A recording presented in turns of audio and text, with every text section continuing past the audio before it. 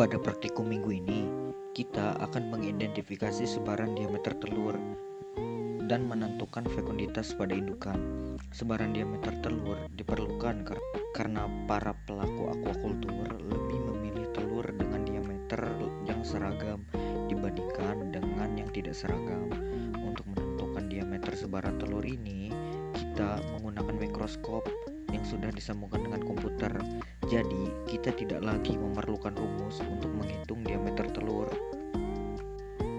Fekunditas merujuk pada jumlah telur yang dapat dihasilkan pada satu siklus pemijahan. Fekunditas sendiri terkait dengan usia, berat dan panjang tubuh, dan juga spesies ikan tersebut.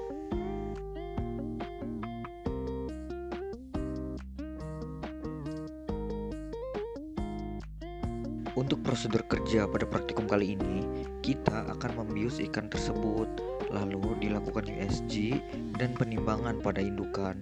Setelah itu, indukan akan dikanulasi untuk mendapatkan sampel telur, lalu ikan akan dibedah dan gonat kanan dan kiri akan ditimbang. Gonat kiri lalu dipisah menjadi 3 bagian. Setiap bagian ditimbang kembali dengan bobot total 1 gram per bagian. Setelah itu, hitung telur pada bagian-bagian tadi dan ambil 10 sampel telur dari setiap bagian gonat, lalu amati di bawah mikroskop.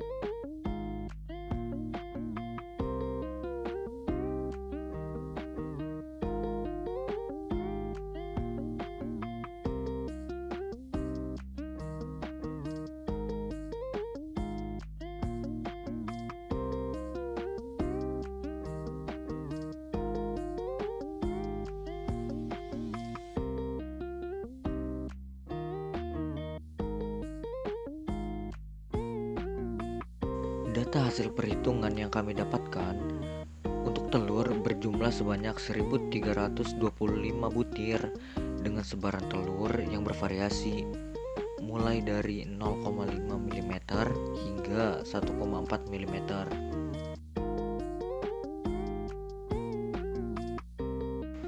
Pengolahan data dilakukan menggunakan Excel dengan berbagai rumus. Nah, salah satunya adalah rumus range. Range didapatkan dengan melihat selisih antara nilai maksimum dan nilai minimum.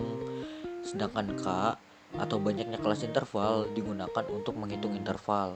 Nah, interval sendiri dihitung dengan membagi range dan K atau kelas interval. Setelah itu, kita akan menentukan batas atas dan batas bawah pada setiap kelas. Untuk praktikum kali ini ada total 10 kelas. Batas bawah dihitung dengan rumus minimum, sedangkan batas atas dihitung dengan rumus minimum ditambah nilai interval. Dan pada kelas berikutnya, batas bawah akan mengikuti batas atasnya. Setelah itu, baru kita bisa menentukan frekuensi pada setiap kelas. Nah, setiap kelas akan dihitung dengan frekuensi yang berbeda-beda tergantung dengan batas atas dan batas bawahnya. Untuk rumusnya sendiri sebagai berikut. Setelah itu, tentukan rentang setiap kelas dan frekuensinya, barulah histogram bisa dibuat.